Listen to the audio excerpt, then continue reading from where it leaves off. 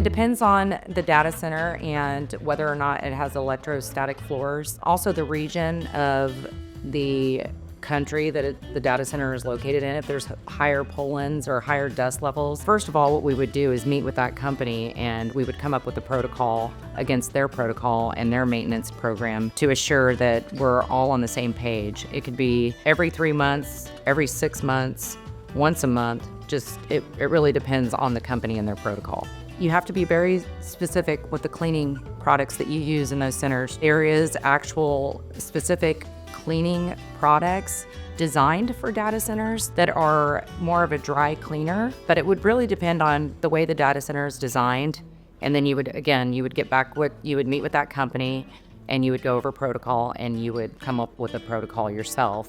Again, whenever you meet with the company and you go over the cleaning specification, it would go back to the frequency, it would go back to how many people work in that data center, how often, how much equipment is in that data center, what's around that equipment, what's protecting that equipment, how often the maintenance is in there with the equipment, and then they would again provide us with that information, and then we would come up with a cleaning schedule that would follow our contract.